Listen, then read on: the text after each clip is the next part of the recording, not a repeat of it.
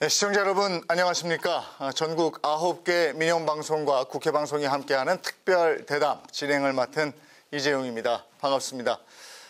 최근에 장마가 대한민국 곳곳을 핥히고 지나갔습니다. 장마가 끝나자마자 또 폭염이 시작됐는데 폭염보다도 더 무서운 게 있습니다. 코로나19가 전국적으로 무섭게 확산되고 있습니다. 안녕이라는 인사가 요즘처럼 이렇게 두렵게, 무섭게 느껴진 적이 또 있나 이런 마음도 듭니다. 그동안 잘해왔지 않습니까? 긴장의 끈 놓지 말고 마스크 잘 착용하시고 또 손도 지금 하시는 것처럼 자주 잘 깨끗이 씻으시고 조금만 더 힘을 모아서 이 고비를 잘 넘겼으면 좋겠습니다. 전국 9개 민영방송과 국회방송이 함께하는 특별 대담. 오늘은 제1야당 미래통합당 주호영 원내대표와 함께 하겠습니다. 주호영 원내대표님 어서 오십시오. 예, 안녕하셨습니까? 네, 반갑습니다. 예. 또 지원 강원 민방 김형기 서울지사장과도 함께 하겠습니다. 어서 오세요. 네, 안녕하십니까?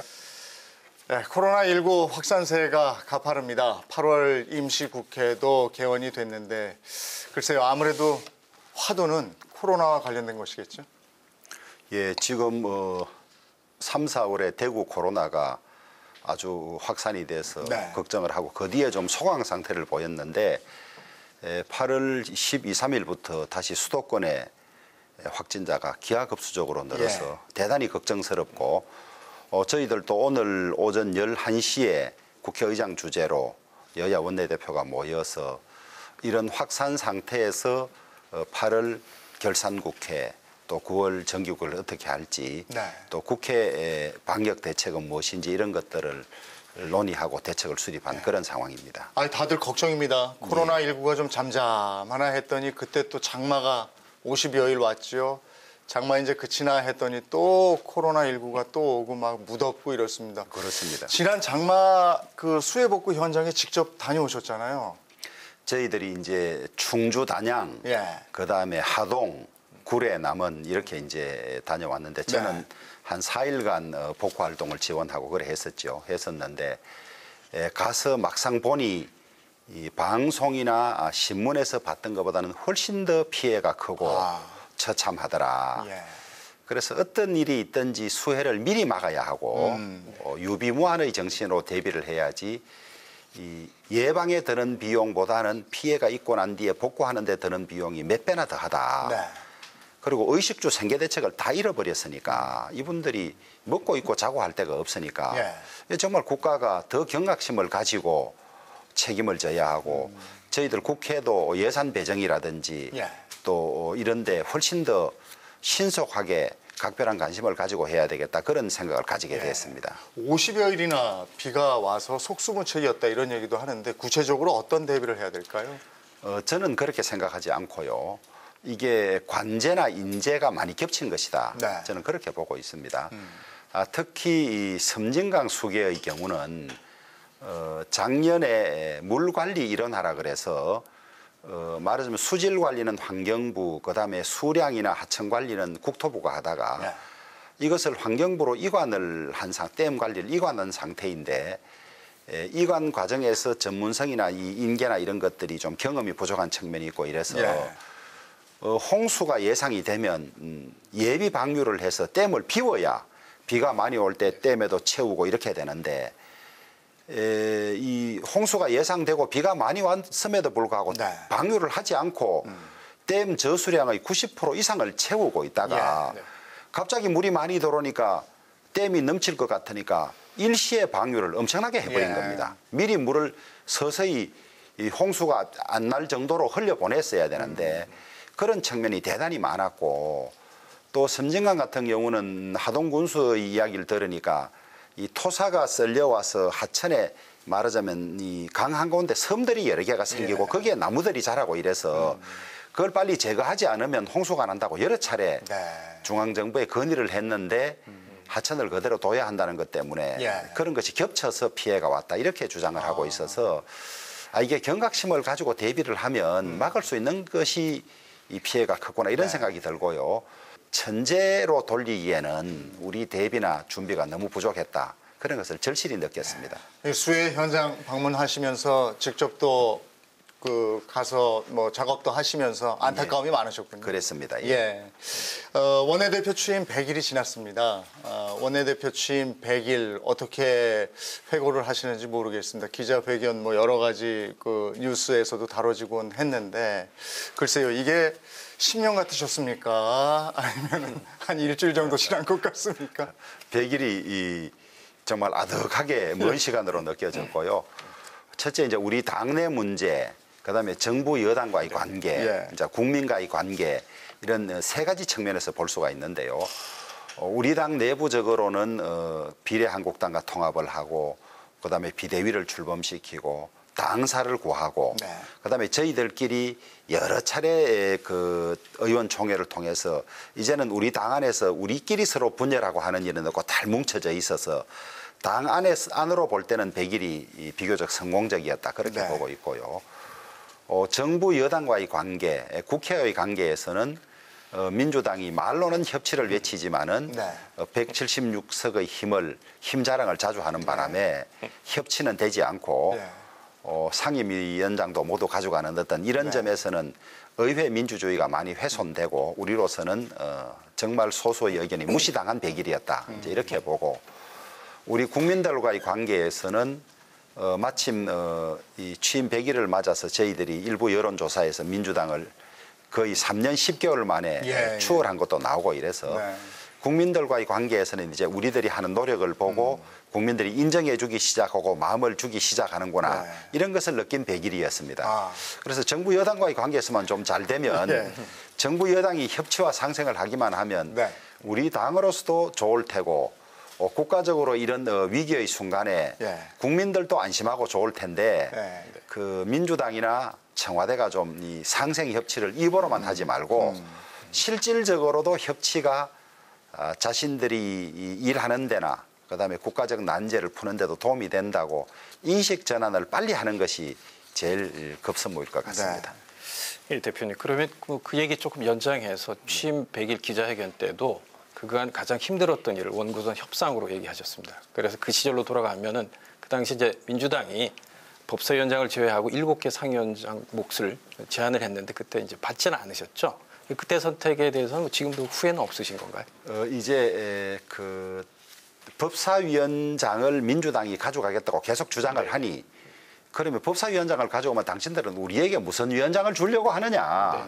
그러니까 이제 그 7개가 나온 겁니다. 근데 그걸 이제 우리는 그냥 알아본 거고 민주당은 그걸 협상됐다고 자꾸 주장을 하죠. 주장을 하는데 저는 개인적으로 상임위 위원장 7개 그다음에 그 국회 부의장이라도 받아서 하는 것이 우리 당 운영에는 조금 도움이 된다고 생각했는데 우리 많은 의원들이 이 법사위원장을 민주당이 가지고 가고 양보하지 않겠다는 것은 국회를 상생 협치로 운영하겠다는 뜻이 아닌 걸 보여줬기 때문에 나머지 상임위원장을 가지고 온다 하더라도 아무 의미가 없이 오히려 책임만 공유하는 그런 결과가 될 것이다. 그러니 받지 말자는 의견이 많았습니다. 네. 그래서 받지 않은 건데 이번에 민주당이 부동산 관련 법을 일방적으로 처리하면서 일부에서는 국토위원장이라도 가지고 있었으면 조금 브레이크를 걸 수 있지 않았나 하는 이런 아쉬움을 표시하는 경우도 봤습니다만은 기본적으로는 민주당이 상생 협치하겠다는 약속을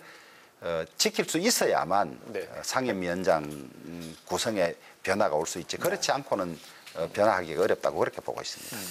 알겠습니다. 좀 아까 이제 지지율 얘기도 좀 하셨는데요. 지지율 얘기를 조금 나눠보면은 최근 여론조사, 그러니까 8월 2주차 때 여론조사에는 이제 통합당의 지지율이 그 어쨌든 오차 범위 내긴 하지만 민주당을 앞질렀습니다. 그래서 그 국민들이 마음을 주셨다 이렇게 표현도 하셨는데 그 지지율 상승 어떻게 좀 분석하십니까? 첫째는 이게 상대적인 것이니까요. 지금은 이제 야당은 많지만은 크게 따지면 민주당과 저희 이제 미래통합당 이런 상황인데 기본적으로는 문재인 대통령과 민주당이 너무 국정을 잘못하고 있는 것이 많다. 그러니까 그 떠난 민심이 상대적으로 저희들에게 좀 온 것이 있는 것 같고요. 그다음에 일부에서는 미래통합당이 잘해서 지지율이 올랐느냐, 너무 못해서 올랐지 않느냐 이러는데 저쪽이 저희들이 잘한 것도 꽤 많습니다. 많고 우리가 예전에는 삭발, 단식, 장외투쟁 이런 과정을 많이 거쳤습니다만은 저는 기본적으로 국회의원은 국회에서 활동하는 것이 가장 강력한 투쟁이다. 네. 그리고 필요하다면 장외투쟁도 할 수 있지만은 국회를 절대 포기해서는 안 된다 이런 생각을 가지고 있어요. 그런 것들도 영향을 좀 미친 것 같고 저희들 당이 지금까지는 계파 갈등이 늘 있었고 그것이 밖으로 노출돼서 국민들로부터 비판을 많이 받아왔는데 이번 21대는 그런 것이 없어지고 저희들끼리 단합하는 모습도 보이고 있고 그다음에 4번의 선거 참패에서 당이 지리멸렬했는데 그것이 많이 정비가 됐습니다. 정비가 되고 의원들이 상임위원회에서도 이제 정책적으로 활동할 수 있는 팀워크도 되고 환경도 되니까 그런 것들도 상승의 일부 원인이 아닌가 그렇게 보고 있습니다. 네. 의미 있는 것이 호남 지역에서의 상승세지 않습니까? 예. 이건 어떻게 분석하고 계십니까? 근데 좀 모르겠습니다. 이제 수치적으로는 올라가는데 네.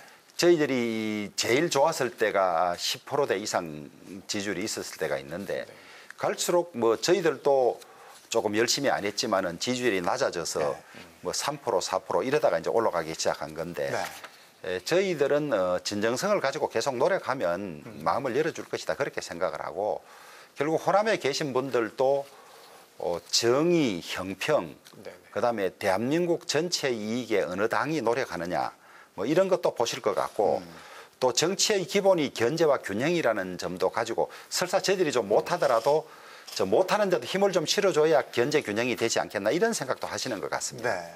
아니 꼭 뭐 나와 계셔서 하는 얘기는 아니고요. 원내대표님 공도 있는 것 같습니다. 왜냐하면 고 노무현 대통령 추도식 가셨고 예. 그다음에 또 세월호 예. 또 5.18 예. 다 참석하셨고 예. 임을 위한 행진곡도 같이 부르셨어요. 예. 예전에는 그런 모습을 못 봤었거든요. 그런 점이 저는 참 아쉽죠. 네. 이전 지도부가 5.18 민주화 법은 저희들이 집권하고 있던 김영삼 대통령 때 만든 것이고 그다음에 광주 5.18 국립묘지도 그때 조성한 겁니다. 네. 그리고 국회에서 국가적으로 민주화 운동으로 규정이 됐고 우리 당을 대표하는 사람들이 5.18 행사에 참석은 했는데 참석하면 그 의의와 이런 것들을 인정해주고 예. 또 그 지역 주민들로부터 참석에 대해서 좋은 평가를 받아야 되는데 참석은 하고 물병을 맞는다든지 나쁜 네. 평가를 받으면 그건 뭐가 잘못된 거 아니겠습니까? 네. 그래서 제가 무슨 획기적으로 잘한 것이 아니라 그 이전에 정상적으로 하지 않았다고 저희들은 그렇게 보고 있는 거죠. 보고 있어서 그동안 왜 그랬을까요? 아마 제 생각에는 그 적극 지지층이라고 할까, 이제 네. 극성 지지층도 의식을 한 네. 뭐 그런 거 아니었겠나 싶습니다. 예, 그렇게 보면 이제 그런 변화의 모습들이 하나인데 이제 지난 수요일이죠. 8월 19일 날 김종인 이제 비대위원장이 광주 5.18 민주묘지를 찾아서 무릎까지 꿇었거든요. 그 반응이 뭐 괜찮은 것 같은데 무릎까지 꿇을 줄 사전에 좀 알고 계셨었던가요? 저는 그렇게까지는 생각을 하지 않았습니다. 원래는 이제 우리가 그 사실은 광주 5.18에 관해서도 우리 당의 입장은 민주화 운동을 인정하고 또 그간에 있었던 잘못된 행태에 관해서 사과도 하고 이랬습니다마는 간혹 돌출적으로 또 폄훼하거나 이런 발언들이 나와서 앞에 했던 노력들이 다 무산되고 없어지고 이런 일들이 되풀이된 과정이 많았었죠. 그래서 지난 선거 때도 그런 일이 있어서 이제 징계도 하고 이랬었는데 앞으로는 우리 당 구성원들 모두가 이제 경각심을 가지고 혹여라도 그런 실수를 하는 일이 없도록 더 노력하자고 이야기를 했고 아마 꿇어 앉으시고 연세가 80이 넘으신 분 아닙니까? 꿇어 앉으시고 한 그런 것들이 진정성 있게 광주 시민들에게 다가가지 않았나 이렇게 생각을 합니다. 네. 그 지지율 상승과 관련해서 그 통합당은 가만히 있는데 그 민주당이 여러 가지 실수하는 모습을 보여서 저절로 올라갔다. 뭐 그런 말씀도 아까 그런 취지의 말씀도 하셨는데 예. 섭섭하지 않으십니까? 100일 동안 난 참 여러 가지 일을 했는데 우리가 가만히 있었다고 얘기를 하나 이런 섭섭함은 없으십니까? 아니 그렇지는 않습니다. 그렇지 그렇지 않고 아까도 말씀드렸지만은 저희들이 노력해서 잘한 부분도 없지는 예, 않습니다. 예. 그런데 저희들이 그렇게 그 낮은 여론 지지를 받다가 올라간 마당에 우리가 잘해서 올라갔습니다. 이것도 안 겸손한 것 같고 다만 우리도 노력한 것은 좀 있습니다. 이렇게 말씀드리고 싶고 민주당 쪽에서 나온 평가가 네. 이제는 미래통합당이 실수를 하지 않는다. 예전에는 저희들이 잘한 것보다는 예. 가만히 있기만 해도 될 일을 점수를 까먹는 일을 많이 했던 것 같아요. 네. 지금은 점수 까먹는 일은 최소한 없으니까 예. 그것도 뭐 잘한 거라면 잘한 것인데 막상 이제 프레임 자체가 민주당이 너무 못하니까 예. 민주당이 못해서 올라간 것이 아니냐 그러지만은 당 안에서 변화를 실제 느끼는 제가 볼 때는 네. 우리 당이 많이 정비됐고 상임위 활동이나 정책 능력, 대안 제시 이런 것들도 많이 좋아져서 민주당이 워낙 못한데 묻혀서 그렇지 저희들도 예. 상당히 잘했다고 저는 열심히 하고 있다. 자부하고 있습니다. 예. 예, 그렇기 때문에 이제 그 반사이익이 아니라 통합당의 정책 통해서 통합당의 어떤 색깔을 이제는 좀 드러내야 될다라고 생각하시는 거죠? 그렇습니다. 네네. 이제는 소위 정비 기간이 끝났으니까 네네. 제가 의원들께 늘 요구하는 것이 상임위별로 팀워크를 갖추어서 정확한 팩트에 기해서 비판을 하고 그다음에 논리를 가지고 비판을 하고 합리적인 대안을 제시해야 한다. 이제 그것의 대표적인 것이 이 윤희숙 의원의 5분 발언이었죠. 그렇게 해서 우리 국민들이 볼 때 발목 잡고 비판하는 야당이 아니라 여당의 이 비합리성이나 그 법안이 가진 부작용을 정확하게 짚어주되 국민들이 볼 때 미래통합당이 내는 대안이 정말로 모든 국민에게 좋겠구나 하는 확신을 심어주지 않으면 비판만 가지고는 되지 않는다. 이걸 늘 강조하고 있고 일주일에 2차례 정도 각 상임위를 점검하고 있습니다. 있기 때문에 이제 곳곳에서 이 결산 때도 마찬가지고 정기국회가 되면 저희들 색깔이 드러날 걸로 보고 8월 결산도 지금까지는 국회 예산정책처나 상임위원회의 전문위원들이 이 예산에 무슨 문제가 있고 결산에 문제가 있습니다. 이걸 지적해 놓으면 그걸 보고 회의할 때 지적만 했어요. 이젠 그거 안 되겠다. 우리가 먼저 2019년 예산 집행에 무슨 문제가 있는지 찾아보자 그래서 100가지 문제점을 우리가 먼저 찾아냈습니다. 찾아내서 이것들을 좀 따끔하게 지적을 하고 그다음에 그 재발 방지책도 마련하고 이러기 때문에 이제부터 주의 깊게 봐주시면 저희들이 여당 했을 때 못지않게 국회를 주도하는 그런 일들이 다반사로 있을 것입니다. 예, 기대하겠습니다. 국민이 공감하고 이해할 수 있게 합리적으로 다가가겠다. 예. 자, 그게 이제 바로 정책일 텐데. 지금 10대 기본정책 개정안 발표를 하셨어요. 이게 한마디로 정리가 될까 모르겠습니다만 요약해서 좀 알려주신다면. 이제 저희들 보수 정당들은 지금까지 늘 외치는 이야기가 자유민주주의와 시장경제 이렇게 많이 외쳤습니다. 그런데 시장경제라는 것이 고전적으로는 자유경쟁을 해서 거기에서 가격이 결정되고 뭐 이런 구조만 가지고 왔는데 현실적으로 4차 산업혁명이 많이 진행돼서 말하자면 일자리도 많이 없어지고 또 소득이 는 사람은 그런 융합이나 이런 데 성공한 사람들은 엄청난 소득을 가져가게 되고 또 코로나 때문에도 지금 겪어보지 못한 이런 상황에서 그냥 국가가 시장 경제만 맡겨놓고 각자 능력대로 사세요. 이것은 아닌 것 같다. 보수라는 게 어떤 가치를 끝내 지키는 것이 아니라 핵심 가치는 지키되 이 시대 상황의 변화에 따라서 공동체를 유지할 수 있고 이끌어갈 수 있는 상황이 돼야 하기 때문에 이런 상황이라면 어려운 국민들이 많기 때문에 기본소득 개념을 도입하자. 지금 우리나라의 복지제도가 수백 가지가 있는데 이런 것들을 잘 부작용이나 이런 걸 정리하고 하다 보면 앞으로는 기본소득 제도가 각국에 도입되지 않을 수가 없습니다. 스위스 같은 나라는 국민투표에 붙여서 기각됐지만은 거절됐지만 그런 예가 있고 핀란드 같은 데도 실험하고 있기 때문에 우리도 필요하다면 청년이면 청년 아니면 연세 드신 분들을 상대로 기본소득 개념을 도입해서 복지를 더 강화하는 것 이것을 이제 일부에서는 좌클릭하는 것 아니냐 이렇게 이야기를 하는데 좌우라고 개념 지워놓으니까 그런 것이지 대한민국 국민 대한민국 공동체가 인간다운 생활을 할 최저한의 보장을 국가가 해준다는 것은 실용적으로 봐야지 그것을 좌우 개념으로 봐서 될 일은 아니다. 그런 개념으로 본다면 소위 지금 전 세계적으로 성공한 것으로 평가받는 건강보험제도 그다음에 국민연금제도 이런 것들도 다 좌파적인 가치라고요. 그러나 그걸 지금 좌파적인 가치라고 보는 사람은 없거든요. 네. 대한민국 공동체 유지, 그다음에 대한민국 국민 모두의 가장 기본적인 삶의 보장, 이것을 우리가 책임져 나가자. 지금까지는 그것을 좀 소홀히 했다. 이런 것이 이제 가장 그 핵심적인 변화 내용이라고 보면 되겠습니다. 그렇지 않아도 저희가 좌클릭에 대한 질문을 좀 여쭈려고 했는데 예. 미리 말씀을 해주셨고요. 예. 그렇다면 그전에는 왜 보수가 통합당이 그런 모습을 보여주지 못했을까? 이런 궁금증이 생깁니다. 저는 민심의 흐름, 시대의 변화에 둔감했던 것이 아니냐 그렇게 생각하고 그 당시에 우리가 집권했을 때나 또 야당이 되었을 때도 너무 정치인들의 사고, 정치인들의 세계만 갇혀 있었던 것이 아니냐. 결국 정치인의 존재 근거는 전체 국민의 행복을 위해서 존재하는 거고 그 대한민국 공동체 전체의 번영인데 우리는 너무 한쪽만 봤던 것이 아니냐 그런 반성을 하게 되는 거죠. 네.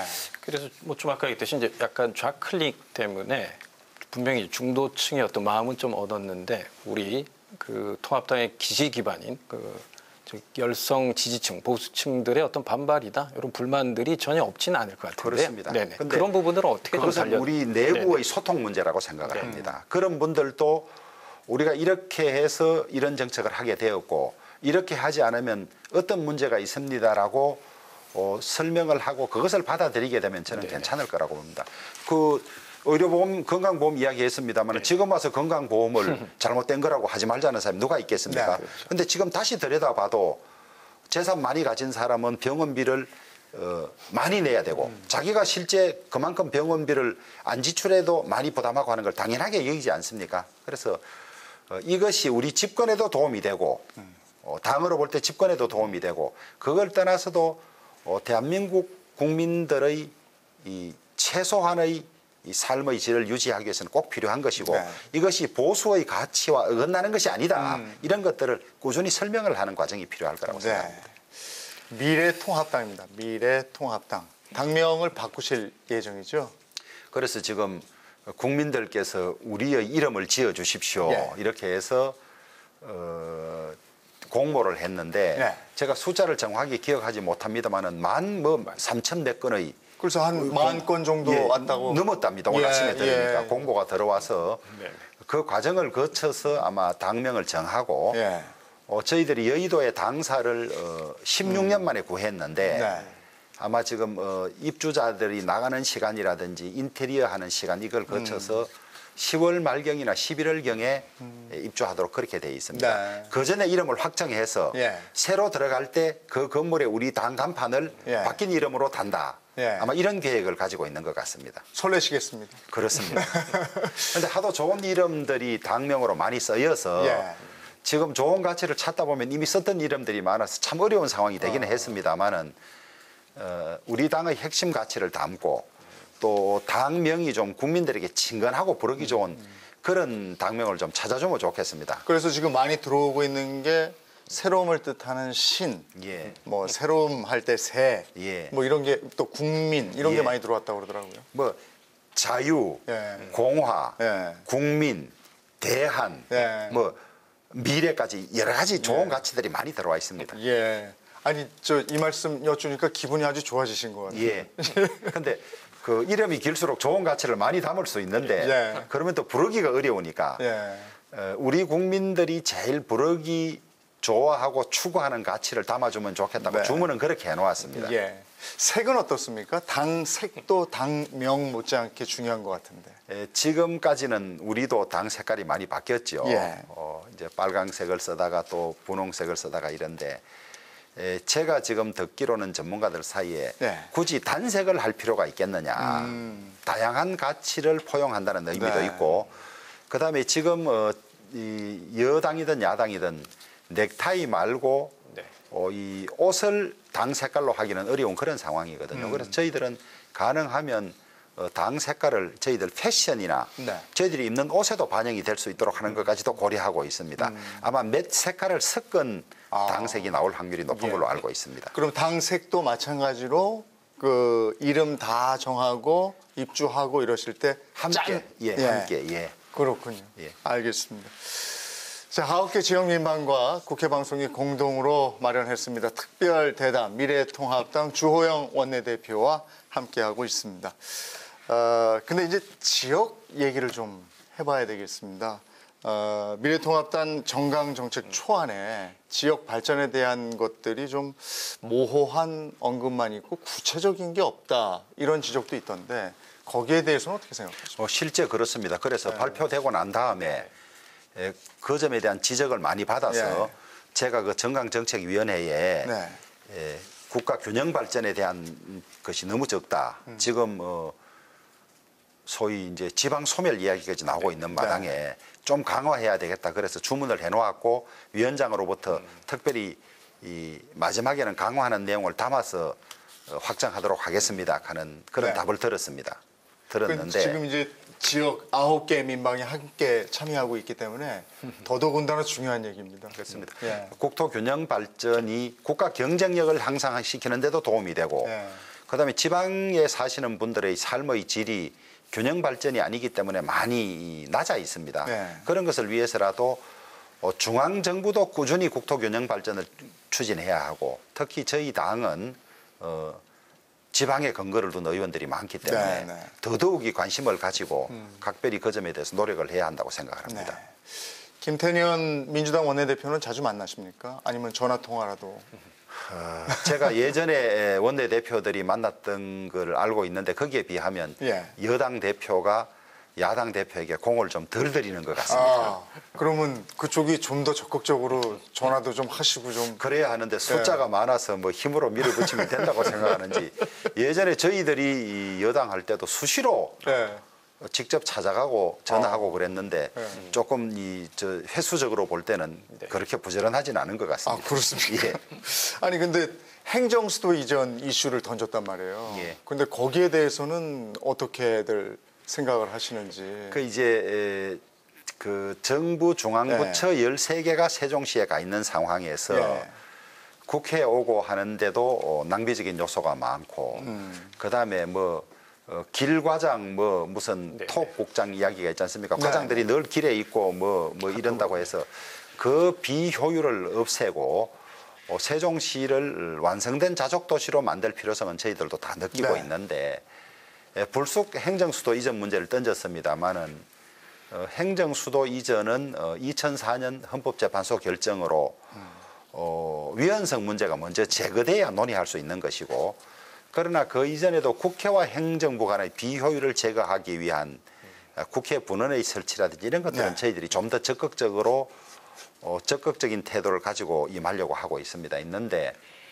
그걸 떠나서 행정수도가 세종시에 간다고 해서 국토 균형 발전이 되느냐 이 문제는 학자마다 견해가 다른 것 같습니다. 오히려 균형 발전을 하려면 세종시만 해도 지금 어느 정도 다른 지역보다는 발달돼 있으니까 훨씬 더 골고루 흩어야 되는 것이 아니냐 이런 의견도 있고 이 행정수도 세종시 이전이 자칫 잘못하면 수도권을 세종시까지 확장하는 효과가 있을 뿐이지 균형 발전에는 도움이 안 된다는 의견을 가진 학자들도 있어서 이것이야말로 국가 백년지 대계가 아니냐. 그래서 전문가들이 좀 더 그 과학적인 방법으로 국토 균형 발전에 도움이 되는지 안 되는지를 보고 좀 신중하게 결정해야 될 문제다. 그렇게 보고 있습니다. 단 이 표현이 자칫 잘못하면 균형 발전을 소홀히 하는 것처럼 비춰지는 건 절대 반대입니다. 국토 균형 발전 실질적으로 균형 발전에 필요한 조치들이 돼야 하는 것이지 이 행정수도 이전이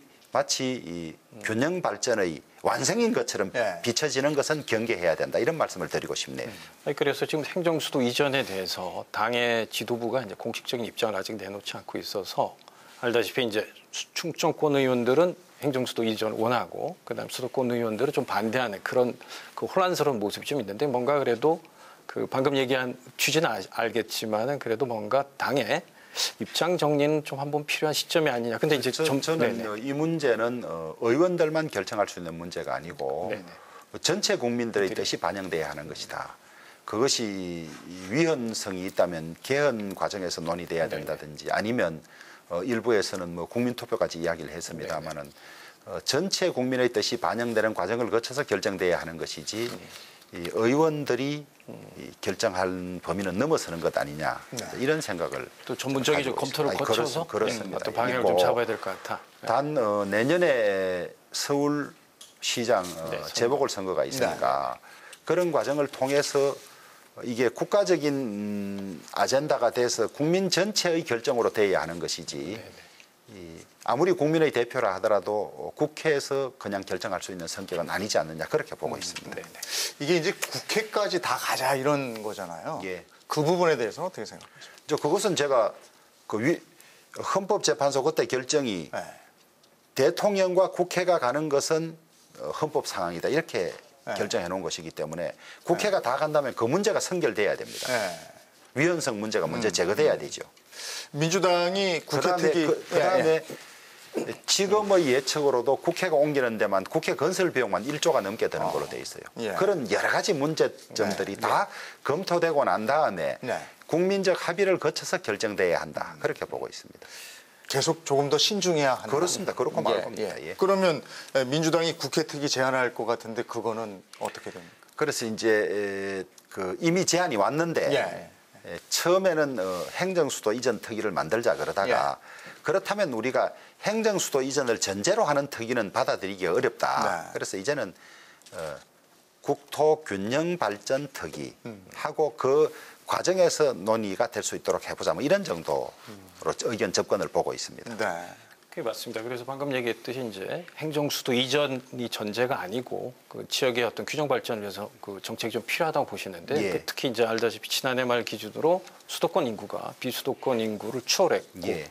결국 이제 수도권은 초감이라 지역은 이제 소멸 위기인데 그 아마 통합당도 아까 정강 정책에다 이제 그 균형 발전 정책을 조금 담기로 했는데 뭐 대충 이런 것들이 있다 이렇게 좀 뭐 말씀해 주기 좀 어려운가요?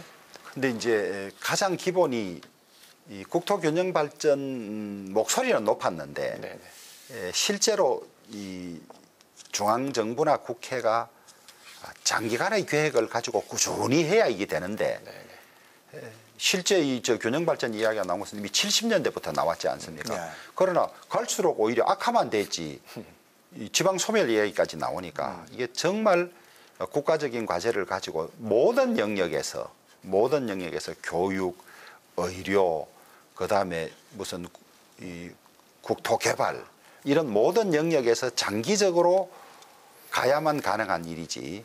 지금 혁신도시 또 여러 군데 전국에 10군데 조성하고 했습니다만 아직 이게 정착이 안 돼서 기관만 가 있고 근무하는 사람은 주말에 다 올라오고 심지어 세종시에도 그 주말에 서울 오기 위한 버스들이 뭐 수백 대가 대기하고 있다고 이러니까 그것도 치밀하게 종합적으로 계획이 안 됐기 때문에 저는 그런 결과라고 봅니다. 그래서 지금이라도 그냥 말만 계속할 것이 아니라 정말 정교하게 이게 우리 이 국가의 가장 중요한 과제라고 인식을 하고 어떻게 해야만 부작용이 없이 갈 수 있느냐.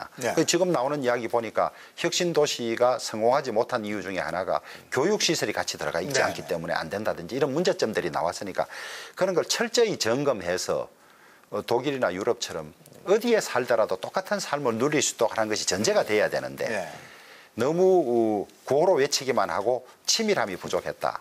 그렇게 말씀드리고 싶습니다. 근데 너무 앞서가도 안 되지만 너무 신중하다 보면 혹시라도 타이밍을 놓칠까 봐 그럴 수 있습니다. 그런 것에도 또 걱정을 하는 목소리도 있더라고요. 이미 아쉬움이 좀 있죠. 한 40년 세월이 흘렀는데 아직도 이렇게밖에 되지 않느냐.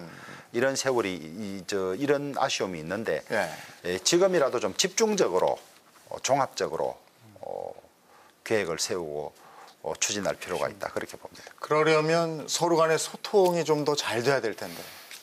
이제 우선 그 서울의 경쟁력이 약화되고 뭐 안 된다. 세계는 도시별로 경쟁한다. 이런 주장하는 분들하고 크게 이제 그런 의견 대립이 있죠. 대립이 있기 때문에 그런 문제를 빨리 해소해야 할 거라고 생각을 합니다.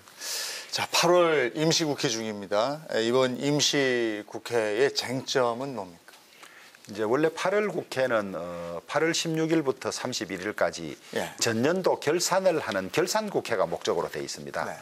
그렇기 때문에 저희들은 결산을 미리 준비해 와서 100가지 그 예산상의 낭비 사례나 부적법 사례를 이제 밝혀놓았기 때문에 앞으로 계속 그것을 이제 국민들에게 알리는 일을 할 겁니다. 할 것이고 그 외에 이제 그 코로나가 이렇게 유행하고 있는 데 대한 국가적인 대책 뭐 이런 것들 그다음에 수해 복구 이런 것들이 8월 국회에 중요한 과제가 될 것 같습니다. 근데 민주당은 공수처법하고 그 일하는 국회법 이 부분 얘기하는데 이건 어떻게 될 것 같습니다. 일하는 국회법 하자고 해놓고 정작 회의를 열자하면 회의를 안 하는 경우가 많아요. 예.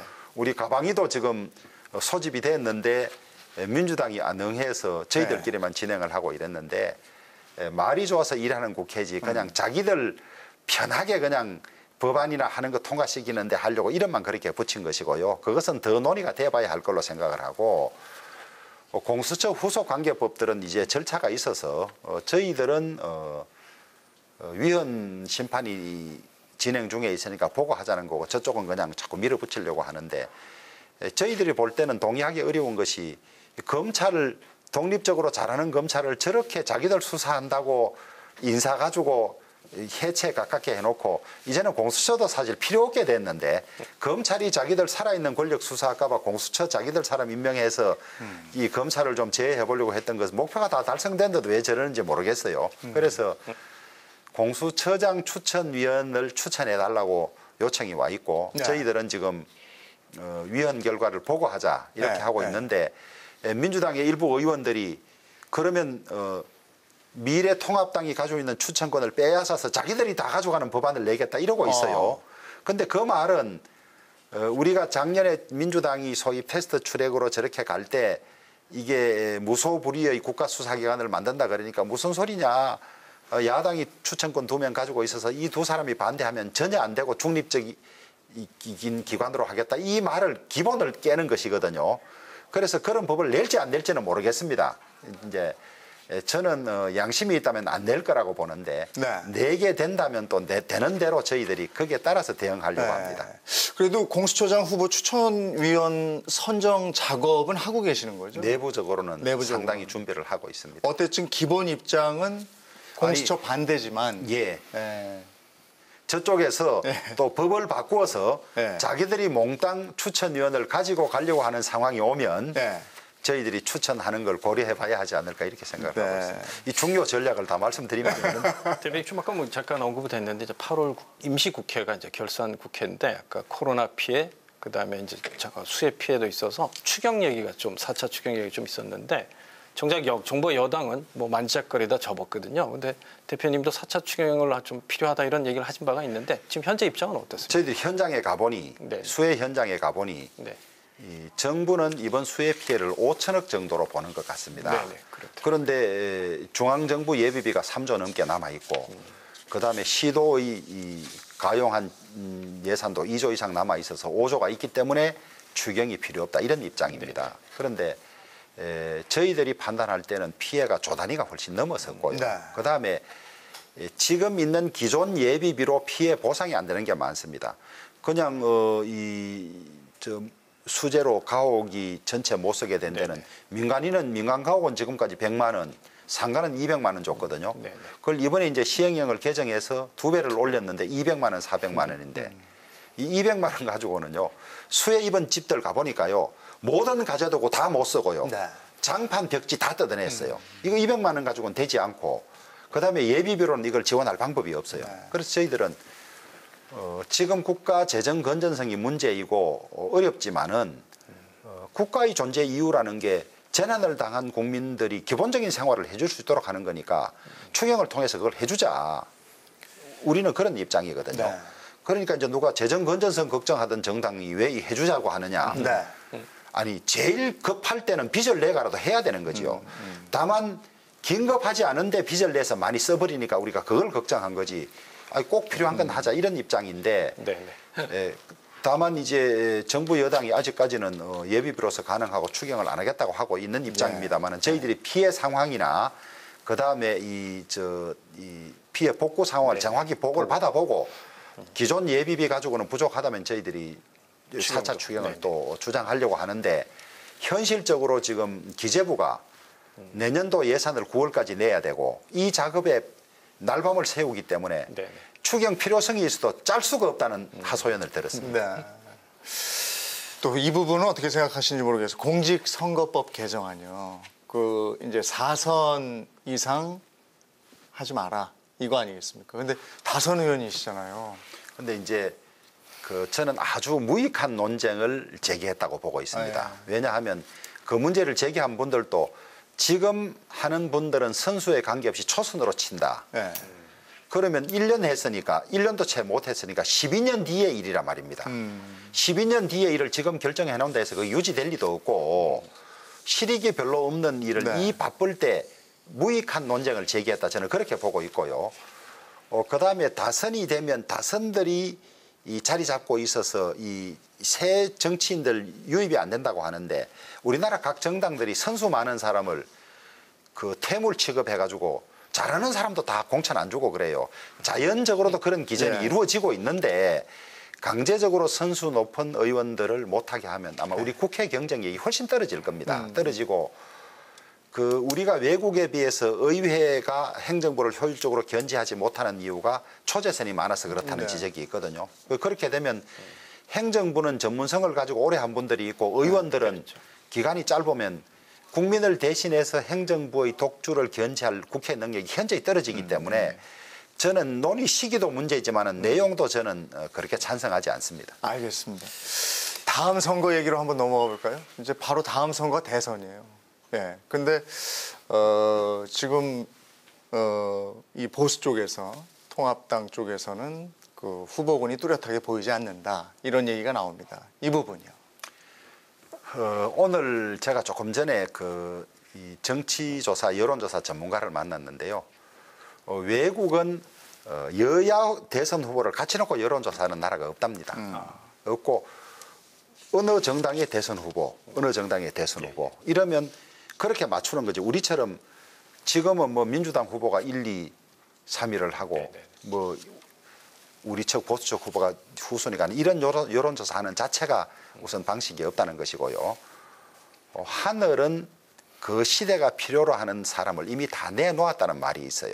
우리 이 미래통합당 쪽이나 보수 쪽에도 훌륭한 지도자가 많습니다. 많은데 다만 지명도라든지 인지도가 덜 알려져 있다든지 이런 이유로 그 여론조사 기관이 하는 전국의 1000샘플 내지 2000샘플의 조사에서 많이 안 잡힐 뿐이지 이 미스터 트롯이라는 프로가 있었지 않습니까? 예. 거기에서 지금 인기 절정을 달리는 가수들이 기존에도 이미 가수 활동을 했는데 눈에 잘 안 띄던 사람이라는 거예요. 그런데 그런 과정을 거치면서 재평가되니까 아주 이 인기 있는 가수가 되지 않았습니까? 저는 우리 당에서 활동하는 이 의원이나 지도자 중에도 지금 국민의 눈에 그 실력이나 능력이 안 알려져서 그렇지 예. 우리가 이 후보를 만드는 과정을 국민들에게 충분히 알리고 하다 보면 우리 쪽에도 지금 민주당 쪽의 여론조사에서 앞서가는 후보 못지않게 훌륭한 후보가 나올 거라고 보고 그 점은 저는 별로 걱정하지 않습니다. 않고 다만 어떤 경선 과정이나 이런 과정을 거쳐서 우리의 능력 있고 괜찮은 후보들을 국민에게 알릴까 이 걱정을 하고 있습니다. 조만간 뚜렷한 후보군이 보일 것이다.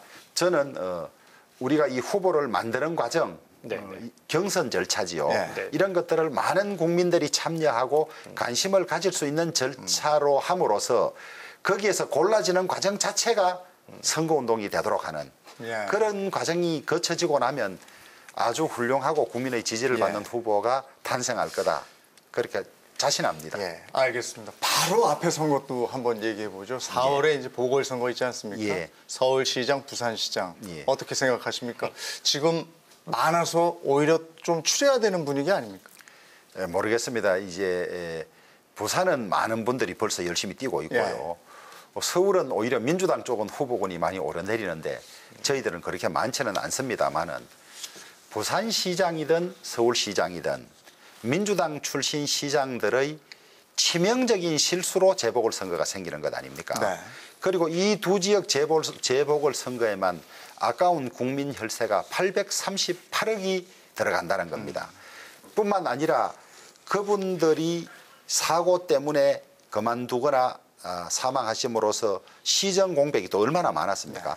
이러한 상황에서 치러지는 보궐선거인데 우리 당이 못 이긴다면 말이 안 되는 선거죠. 네. 말이 안 되는 선거고 민주당의 당헌 당규에 자신들의 책임 있는 일로 재보궐선거가 치러지게 되면 후보를 안 낸다고 규정되어 있습니다. 네. 저는 최소한 집권 여당이 자기들 당헌은 지켜야 하지 않느냐 그렇게 보고 있습니다. 알겠습니다. 예, 뭐 경선 방식 아까 이제 그 서울시장하고 부산시장 그 아마 후보군이 좀 있는데요. 그러면 똑같이 기존처럼 그 국민 참여 그 여론조사하고 그 대의원들, 당원들 이렇게 50대 50으로 이렇게 경선 방식으로 갈 것 같습니다. 근데 지금 네. 현재 경선 룰은 네. 말씀하신 대로 당원 투표를 50%로 하고 국민 여론조사를 50%로 하고 이렇게 해서 치르게 돼 있습니다. 이제 그러면 당에 기반이 있는 분들이 후보가 될 확률이 높습니다. 그러면 그 과정이 별로 감동이 없을 수가 있어서 네. 이 과정을 어떻게 설계할 것이냐.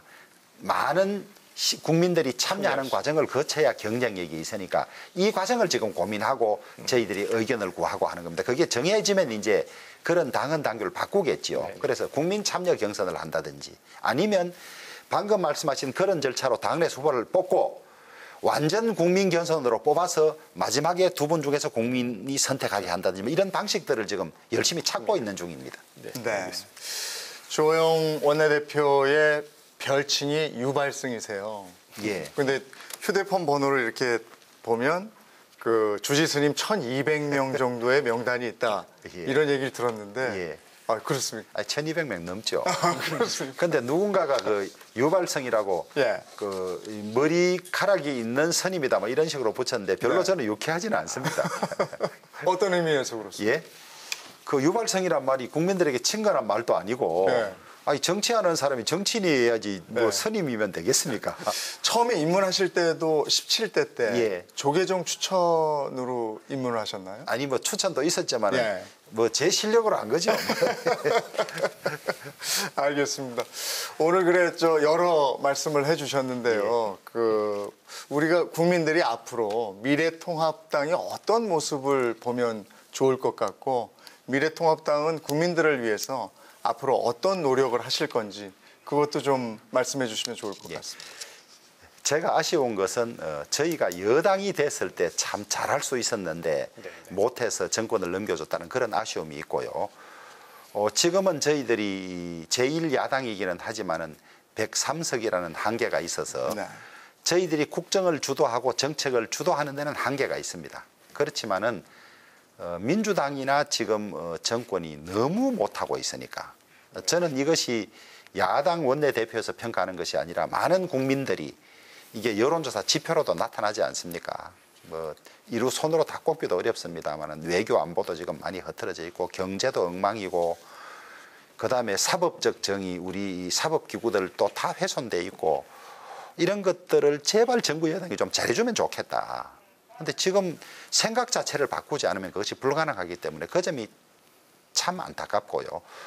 저희들은 그럼에도 불구하고 최선을 다해서 권력을 가진 사람들이 부패하고 타락하고 잘못된 길로 가지 않도록 막는 것이 대한민국을 조금이라도 지키는 길이라고 생각하고 최선을 다하겠습니다. 네, 최선을 알겠습니다. 다하고 그다음에 저희들이 다음 선거에서 국민의 선택을 받을 수 있도록 저희들이 이끌어 가려는 국가의 방향 정책이 대한민국 전체 국민들에게 도움이 된다는 확신을 가지고 있기 때문에 그 기회를 국민들로부터 인정받기 위해서 더 열심히 진정성을 가지고 대안을 가지고 국민들의 마음에 다가가겠다. 그런 노력을 하겠습니다 하고 흔히 정책도 정책이지만은 우리 의원들이나 구성원의 은행 한두 개가 잘못되면 그것이 지금까지 쌓아왔던 점수를 다 까먹는 수가 있기 때문에 우리 의원들이나 당원들이 정말 진중하게 국민들을 주인으로 모시고 대한민국이 정말 잘 되는 방향으로 걱정하고 고민하고 노력하는